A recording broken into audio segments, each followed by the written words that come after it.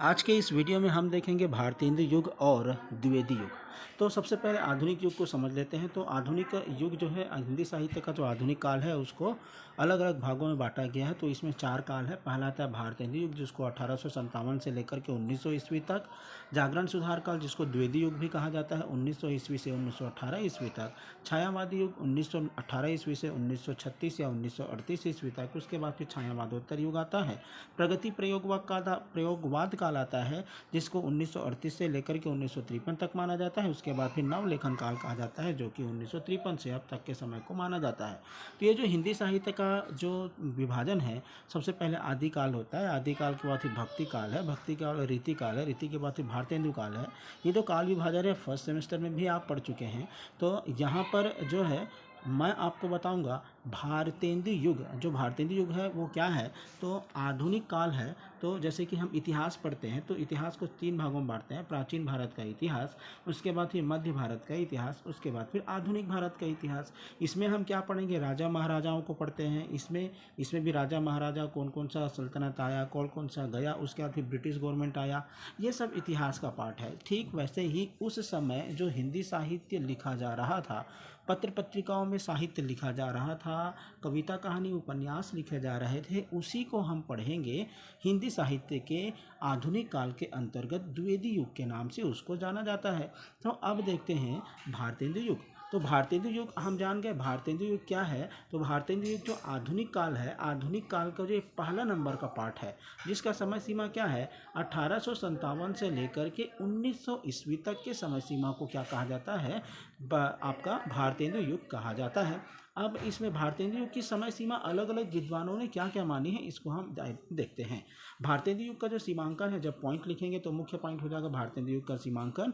तो सबसे पहले रामचंद्र शुक्ल जी ने भारतेंदु युग का जो सीमांकन किया है, क्योंकि इस समय भारतेंदु हरिश्चंद्र के साहित्य लेखन का प्रभाव ज़्यादा था, इसी कारण से इस युग का नाम क्या पड़ा है, भारतेंदु युग नाम पड़ा है। तो इसका जो समय है 1850 से लेकर के 1893 ईस्वी तक के कालखंड को भारतेंदु युग कहा जाता है। किसने कहा है, आचार्य रामचंद्र शुक्ल ने कहा है। मिश्र बंधुओं ने इसकी समय सीमा 1869 से 1888 तक माना है। रामकुमार वर्मा ने भारतेंदु युग की समय सीमा 1870 से 1900 ईस्वी तक माना है। रामविलास शर्मा ने 1868 से 1900 ईस्वी तक कालखंड को भारतेंदु युग माना है। और भारतेंदु हरिश्चंद्र कविवचन सुधा का प्रकाशन क्या है, जो कविवचन सुधा एक पत्रिका है, जो कविवचन सुधा एक पत्रिका है, तो ये किसके द्वारा निकाला जाता था, भारतेंदु हरिश्चंद्र के द्वारा निकाला जाता था। तो ये जो भारतेंदु हरिश्चंद्र इसको निकालते थे कविवचन सुधा को, तो कब निकालते थे, 1868 में निकालते थे। तो ये जो है ऐतिहासिक रूप में जब देखते हैं तो इसको 1857 की जो क्रांति हुई उसके बाद के जो समय को आधुनिक काल कहा जाता है।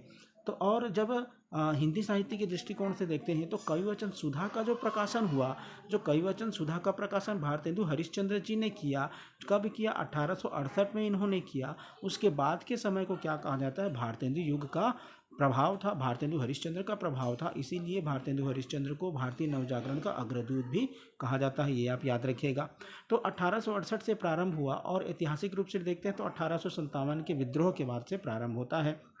इसलिए भारतेंदु युग का जो प्रारंभ है उसको यदि 1857 से माना जाए तो गलत नहीं होगा। और सरस्वती पत्रिका के प्रकाशन 1900 ईस्वी के प्रकाशन से इस युग का अंत माना जाता है। अब मैं आपको समय सीमा समझाने का प्रयास करूंगा। तो भारतेंदु युग की जो समय सीमा है आपको रामचंद्र शुक्ल जी का याद कर लेना। रामचंद्र शुक्ल जी ने 1850 से लेकर के 1893 तक माना। एक जो है किसी और का याद कर लेना, जैसे कि आप रामविलास शर्मा का याद कर लेना, भारतेंदु युग को कब से कब तक माना है।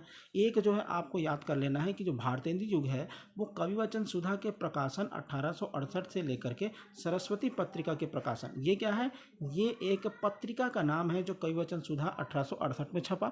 सरस्वती एक पत्रिका का नाम है जो कि 1900 ईस्वी में छपा। इन दोनों के जो बीच का जो समय है, इस समय जो जितने भी साहित्य लिखे गए, चूँकि भारतेंदु हरिश्चंद्र का ज़्यादा प्रभाव था, इसीलिए इस युग को नाम दिया गया है भारतेंदु युग। ये तो इसका समय सीमा हो गया। लेकिन ऐतिहासिक दृष्टिकोण से जो 1857 की क्रांति होती है, तो 1857 की क्रांति से लेकर के 1900 तक सरस्वती पत्रिका का प्रकाशन तक के जो समय है, इसको यदि अगर आप भारतेंदु युग मानोगे तो भी इसको आप सही मान सकते हो। तो मोटे तौर पर देखा जाए तो 1857 से लेकर के 1900 ईस्वी तक के समय को क्या कहा जाता है, भारतेंदु युग कहा जाता है। इसका दूसरा अन्य नाम है पुनर्जागरण काल, ये आप याद रखेंगे। तो ये हो गया भारतेंदु युग का सीमांकन। भारतेंदु युग का सीमांकन ये मैंने आपको बताया। अब भारतेंदु युग का सीमांकन के बाद जो दूसरा इसका आता है, इसका नामकरण भारतेंदु युग ही क्यों किया गया। तो भारतेंदु युग जब देखेंगे तो भारतेंदु युग जो है इसका नामकरण 1857 ईस्वी से लेकर के 1900 ईस्वी तक के कालखंड को भारतेंदु युग कहा गया है। तो क्योंकि इस समय भारतेंदु हरिश्चंद्र का ज़्यादा प्रभाव था, 1857 ईस्वी से 1900 ईस्वी तक के कालखंड को कहा गया। इसी का दूसरा नाम है नवजागरण काल। भारतेंदु युग और नवजागरण काल करते हो तो दोनों एक ही है, और इसी को कहा जाता है पुनर्जागरण काल भी कहा जाता है। तो 1857 ईस्वी के विद्रोह ने पूरे भारत देश में राजनीतिक, सामाजिक, सांस्कृतिक स्तर पर बड़ा बदलाव ला दिया। इस विद्रोह से नवजागरण की चेतना आई। शासन की बागडोर ईस्ट इंडिया कंपनी से हस्तांतरित होकर ब्रिटेन की महारानी एलिजाबेथ के हाथों में आ गई। तो 1857 के क्रांति ने पूरे भारत में राजनीतिक, सामाजिक, सांस्कृतिक स्तर पर बड़ा बदलाव लाया, और इस विद्रोह से नवजागरण की चेतना आई और शासन की बागडोर ईस्ट इंडिया कंपनी से हस्तांतरित होकर ब्रिटेन की महारानी एलिजाबेथ के हाथों में चला गया। तो ये जो समय है इस कालखंड को, इसलिए इसको समय को क्या कहा जाता है, नवजागरण का काल कहा जाता है, क्योंकि इसमें नवजागरण आया और इसमें भारतेंदु हरिश्चंद्र के साहित्य की मात्रा में प्रचुरता थी। इस कारण से इसको क्या कहा जाता है, भारतेंदु युग कहा गया। तो लोगों का दृष्टिकोण से ही बड़ा बदलाव आया। अब उनकी सोच पारलौकिक से इहलौकिक हुई। नई वैज्ञानिक सोच आए, नए संस्कार आए, आधुनिकीकरण का प्रभाव हुआ। Ramakrishna mission, theosophical society, Arya Samaj, ब्रह्म समाज के पुराने रूढ़ियों, परंपराओं को तोड़कर नया समाज बनाने की दिशा में महत्वपूर्ण काम हुआ। अब इन सब कारकों के कारण इस कालखंड के नवजागरण काल और पुनर्जागरण काल कहा जाता है। तो सिंपल सा बात क्या बताया मैं आपको बताने का ये प्रयास कर रहा हूँ कि जो भारतेंदु युग है उसी को नवजागरण काल कहा गया। अब वो जो नवजागरण काल कहा गया तो किस कारण से कहा गया, इस समय भिन्न भिन्न प्रकार के संस्थाओं का उदय हुआ, जैसे कि Ramakrishna mission, theosophical society, Arya Samaj, ब्रह्म समाज, ये सब जानते हैं, आप इतिहास में पढ़े हैं। तो इनके कारण से इस समय नवजागरण आया लोगों में, है ना, पत्र पत्रिकाओं के माध्यम से। इसीलिए इस काल को क्या कहा जाता है, पुनर्जागरण काल कहा जाता है। अब हम देखेंगे तो नामकरण की बात यदि अगर देखें तो इस काल को क्या कहा जाता है, हिंदी साहित्य के इतिहास में सन 1857 से 1900 ईस्वी तक के कालखंड को भारतेंदु हरिश्चंद्र के साहित्यकार भारतेंदु हरिश्चंद्र के कृतित्व के आधार पर कहा जाता है। भारतेंदु हरिश्चंद्र ने इतना ज़्यादा साहित्य लेखन किया है जिसकी रचनाओं के आधार पर इस समय को क्या कहा गया है, भारतेंदु युग कहा गया है। ये दोनों शायद आपको समझ में आ गया होगा। भारतेंदु हरिश्चंद्र को हिंदी गद्य का जनक भी कहा जाता है। उन्होंने गद्य की भाषा हिंदी को परिष्कार तो किया ही, इसके साथ ही पद्य की भाषा ब्रज को भी परिष्कृत किया। ये हिंदी की भाषा जो हिंदी गद्य की भाषा है उसको तो इन्हें परिष्कार दिया। देखो, इससे पहले ज़्यादातर रचनाएं जो है ना पद्य में होती थी, तो भारतेंदु हरिश्चंद्र जी ने क्या किया, गद्य की भाषा को ज़्यादा महत्व दिया। अब उसके बाद यहाँ पर ब्रज को भी इन्होंने क्या किया, ब्रज भाषा को भी इन्होंने परिष्कृत किया। और भारतेंदु हरिश्चंद्र का सबसे बड़ा योगदान यह है कि उन्होंने हिंदी साहित्य को नया रास्ता दिया। उनकी रचनाओं में देश हित व समाज हित की भावना है। भारतेंदु हरिश्चंद्र ने मजी हुई परिष्कृत भाषा, जो हिंदी भाषी जनता की बोली थी, का साहित्य में प्रयोग किया। इस तरह उन्होंने भाषा के विवाद को सुलझा दिया जो बहुत पहले से चला आ रहा था। अब यहाँ पर मैंने आपको बताया जो पॉइंट है वो पॉइंट है कि नामकरण। तो दो नामकरण आपके सामने आया, एक है पुनर्जागरण काल और एक है भारतेंदु युग। तो भारतेंदु युग भारतेंदु हरिश्चंद्र के प्रभाव से आया, और पुनर्जागरण काल जो नए नए प्रकार के जो संस्थाओं का उदय हुआ जिससे लोगों में जागरूकता आई, उसके आधार पर इसको कहा गया। आगे है भारतेंदु हरिश्चंद्र जो भारतेंदु युग है, या भारतेंदु युग या क्या बोलेंगे इसको, नवजागरण का पुनर्जागरण का। तो इस समय के प्रमुख कवि कौन कौन थे, अब कवियों को लिस्टिंग मैं आपको एक एक करके बताऊंगा। ये लिस्ट आपको पता होना चाहिए। ऑब्जेक्टिव टाइप क्वेश्चन में आता है कि निम्नलिखित में से कौन से कवि हरिश्चंद्र भारतेंदु युग के कवि हैं, कौन से भारतेंदु युग के कवि नहीं हैं, ऐसा क्वेश्चन पूछा जाता है। तो भारतेंदु हरिश्चंद्र के अतिरिक्त पहला एक भारतेंदु हरिश्चंद्र होगा, एक हो गया, फिर बद्रीनारायण चौधरी प्रेमघन, प्रताप नारायण मिश्र, जगमोहन सिंह ठाकुर, राधा कृष्ण दास, राधाचरण गोस्वामी, ये सभी जो है भारतेंदु युग के प्रमुख कवि हैं। इसके साथ ही कुछ अन्य भी साहित्यकार हैं जो जुड़े, इनका व्यक्तित्व कृतित्व जो है समान धर्मी है। बहुत कम साहित्यकार हैं, मतलब और भी साहित्यकार इनमें थे, जैसे कि प्रताप नारायण मिश्र, बद्रीनारायण चौधरी प्रेमघन ठाकुर, जगमोहन सिंह, पंडित बालकृष्ण भट्ट, ये सब साहित्यकार हैं। आइए एक एक करके इनको हम समझने का, इनके बारे में जानने का हम क्या करेंगे, यहाँ पर प्रयास करेंगे। तो जो पहला पॉइंट है वो है भारतेंदु हरिश्चंद्र। स्वयं भारतेंदु हरिश्चंद्र है। भारतेंदु हरिश्चंद्र पहला, भारतेंदु हरिश्चंद्र का जन्म 1850 में हुआ, मृत्यु इनका 1885 में हुआ। भारतेंदु हरिश्चंद्र ने लगभग 70 काव्यकृति लिखा है। इनकी रचना है प्रेम सरोवर, प्रेम गोविंद, प्रेम मल्लिका, विनय प्रेम पचासा, विनय वर्षा विनोद, प्रेम फुलवारी, वेणुगीति। भारतेंदु हरिश्चंद्र के काव्य में भक्ति और श्रृंगार की रस की प्रधानता है। भक्ति और श्रृंगारिकता को लेकर इन्होंने साहित्य रचना की है। अपने काव्य में नए विषयों को प्रधानता दी है।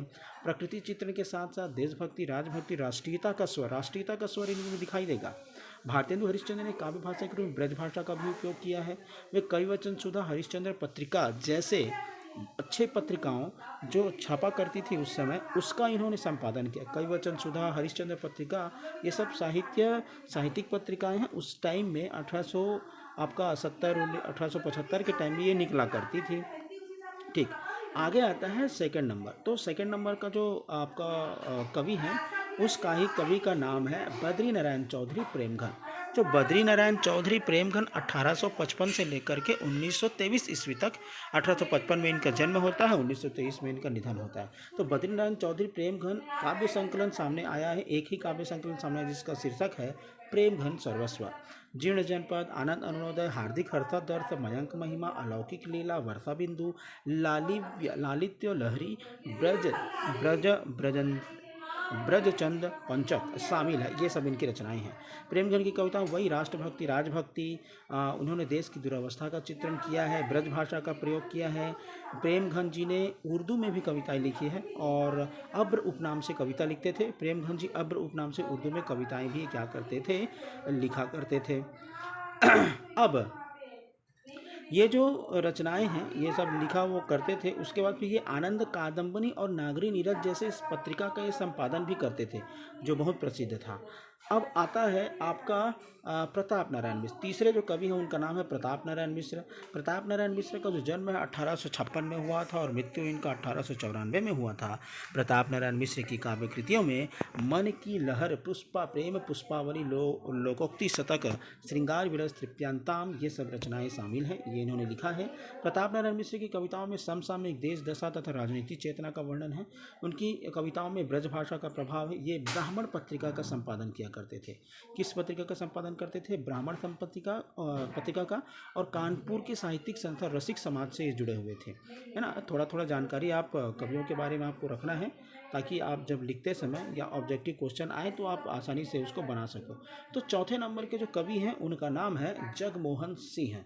तो ये जो जगमोहन सिंह की हम बात कर रहे हैं, ये 1857 में इनका जन्म होता है, 1899 इनका मृत्यु होता है। जगमोहन सिंह ठाकुर काव्य कृतियों में ऋतुसंहार जो कि अनुदित है, देवयानी, श्याम सरोदनी, श्यामलता, संपत्ति प्रेम, संपत्ति लता, मेघदूत, इनकी ये सब रचनाएं हैं। जगमोहन सिंह भावुक मनोवृत्ति के कवि हैं। उनकी कविताओं में श्रृंगार वर्णन, प्रकृति की लीलाएं, प्रकृति कवि, और उन्होंने ब्रज भाषा का भी प्रयोग किया, अलंकारों का स्वाभाविक प्रयोग भी इन्होंने किया है। तो आपको क्या याद रखना है? नाम आपको याद रखना है, 2-2, 3-3 आपको रचनाएं याद रखना है, क्योंकि इतने सारे रचनाओं का आपको हर चीज़ याद हो ये संभव नहीं है। तो कम से कम 1-1, 2-2 रचना आपको तो याद होनी ही चाहिए। आगे आता है नंबर 5। पाँचवें नंबर के जो कवि हैं उनका नाम है अंबिका दत्त व्यास। अंबिका दत्त व्यास का जन्म 1885 में होता है, 1858 में होता है और 1900 ईस्वी में इनका निधन होता है। अंबिका दत्त व्यास की प्रमुख रचनाओं में पावस पचासा, सुखवी सत्सई, हो होरी, बिहारी बिहार, ये रचनाएं। कम से कम पावस पचासा आप याद कर लीजिएगा। अपूरी अमी की कटोरिया से चिरंजीवी रहो विक्टोरिया रानी, ये उनकी प्रसिद्ध काव्य पंक्ति है। बिहारी बिहार में उन्होंने बिहारी को दोहों का कुंडलिया छंद में विस्तार किया है, कुंडलिया छंद में इन्होंने दिखाया है। अपनी कविताओं के लिए उन्होंने ब्रज भाषा का प्रयोग किया है। कंसवध खड़ी बोली में लिखा है, ये उनका अपूर्ण ग्रंथ है। कौन सा? कंसवध अंबिका दत्त व्यास का। ठीक है, इसके बाद आता है राधा कृष्ण दास। ये जो राधा कृष्ण दास है, इनका जो जन्म होता है 1865 ईस्वी में और इनका जो निधन होता है 1907 में होता है। राधा कृष्ण जो दास हैं, राधा कृष्ण दास द्वारा राधा कृष्ण ग्रंथावली में राधा कृष्ण की रचनाएं सम्मिलित हैं। इन रचनाओं में भारत बारहमासा, देश दशा रचनाएं प्रसिद्ध हैं। तो उन्होंने जो रचना लिखा है भारत बारहमासा और देश दशा, इनकी रचनाएं हैं, ये आपको याद रखना है। और रहीम के दोहों पर कुंडलियों की रचना भी इन्होंने की है। कविताओं में श्रृंगार और श्रृंगार भक्ति के साथ साथ राजनीतिक चेतना भी दिखाया है। ब्रजभाषा की व खड़ी बोली दोनों का इन्होंने लिखा है। राधा कृष्ण दास भारतेंदु व फुफेरे भाई थे। राधा कृष्ण दास जो है भारतेंदु के फुफेरे भाई थे और काशी नागरी प्रचारण सभा के अध्यक्ष भी थे। ये काशी नागरी प्रचारण सभा क्या है? ये एक संस्था है जो बहुत हिंदी साहित्य के लिए बहुत काम करती है। और नवनीत चतुर्वेदी की जब बात करते हैं तो नवनीत चतुर्वेदी 1868 में इनका जन्म होता है, 1919 ईस्वी में इनका मृत्यु होता है। एक कुब्जा पचीसी उनकी काव्य कृति है। क्या है? कुब्जा पचीसी उनकी काव्य कृति है। उनकी कविता की भाषा ब्रज है, जिसमें भक्ति भावना व श्रृंगारिकता की प्रमुखता है। तो नवनीत चतुर्वेदी क्या लिखते हैं? कुब्जा पचीसी लिखते हैं, एकदम सिंपल सा है। नेक्स्ट है तो गोविंद गिल्ला भाई क्या लिखते हैं? ये जो गोविंद गिल्ला भाई हैं, ये लिखते हैं श्रृंगार सरोजनी, पावस पयोनिधि, राधा मुख, षोडशी, षड ऋतु, नीति विनोद, उनकी काव्य कृतियाँ हैं। ये सब श्रृंगार सरोजनी, पावस पयोनिधि, ये सब आपको याद होना चाहिए। कम से कम 8 कवि तो आपके पास लिस्टिंग यहाँ पे है, 8 में से कम 5 आपको याद होने ही चाहिए। अब उनकी काव्य कृति में ब्रज भाषा है, किसके? गोविंद गिल्ला भाई, जिसमें भक्ति भावना, प्रेम, सौंदर्य की भावना है। और भी अन्य कवि हैं, नवनीत चतुर्वेदी, दिवाकर हैं, नखशेख, भट्ट राम कृष्ण वर्मा, बलवीर पचासा लिखा। अन्य राव कृष्णदेव, शरण सिंह गोप, ये भी प्रेम संदेशा लिखते हैं। राधाचरण गोस्वामी नव भक्त पात्र लिखते हैं। दुर्गा दत्त व्यास अधमोद्धार तक लिखते हैं। तो ये 8 पंक्तियाँ, 8 जो साहित्यकार हैं, ये बहुत प्रसिद्ध हैं और इनका नाम आपको याद होना चाहिए कि हिंदी साहित्य के भारतेंदु युग के कवियों का नाम क्या क्या है। तो आपको इनको बताना है। आगे क्वेश्चन आता है, आगे प्रश्न बनेगा कि भारतेंदु युग की प्रमुख काव्य प्रवृत्तियाँ मतलब विशेषताएं क्या हैं। जो भारतेंदु हरिश्चंद्र जो भारतेंदु युग है या पुनर्जागरण युग है, उसका काव्य प्रवृत्ति क्या है, विशेषता क्या है, काव्य उस समय की विशेषता क्या थी? तो विशेषता क्या थी? समसामयिक परिस्थिति के अनुसार जो साहित्य रचना लिखा जा रहा था, तो उसके अंतर्गत हम पॉइंट बनाते हैं। तो उसमें एक था राष्ट्रीयता का भाव था। उस समय क्या था? जैसे राष्ट्रीयता का भाव था, उस समय ब्रिटिश गवर्नमेंट का शासन था। तो जो ब्रिटिश गवर्नमेंट थी, उसके विरोध में दबे स्वर में वो क्या करते थे? साहित्य रचना लिखा करते थे। जैसे अंधेर नगरू, चौपट राजा इन्होंने लिखा है। भारतेंदु हरिश्चंद्र ने भारत दुर्दशा लिखा है। तो इसके माध्यम से राष्ट्रीयता को जगाने का ये काम करते थे। कौन? भारतेंदु हरिश्चंद्र जी, प्रताप नारायण मिश्र जी, बालकृष्ण शर्मा नवीन जी, ऐसे लोग क्या करते थे? और लोगों को जगाने का काम करते थे। मतलब इसके स्वर में क्या था? राष्ट्रीयता का भाव था। भारतेंदु हरिश्चंद्र ने भारतीय गौरव को याद करने का काम किया है। भारतेंदु के कवियों ने बद्रीनारायण चौधरी प्रेमघर ने धन्य भूमि भारत सब रतननी की उपजावनी, राधाचरण गोस्वामी की कविता हमरो उत्तम भारत देश, इस प्रकार की रचनाएं इन्होंने लिखी। देखिए, ये भारतेंदु का विजय वैजयंती, प्रताप नारायण मिश्र की कविता महापर्व, राधा कृष्ण दास का भारत बारहमासा, इस प्रकार से राष्ट्रीयता से ओतप्रोत साहित्य रचना इस समय लिखा जाता था। तो आपको याद रखना है, ये जो पॉइंट है, पहला पॉइंट आ जाएगा भारतेंदु युग की जो विशेषताएं हैं उसमें राष्ट्रीयता का बोध, मतलब राष्ट्रीयता का भाव। अब जो दूसरा पॉइंट है, वो दूसरा पॉइंट क्या बताता है?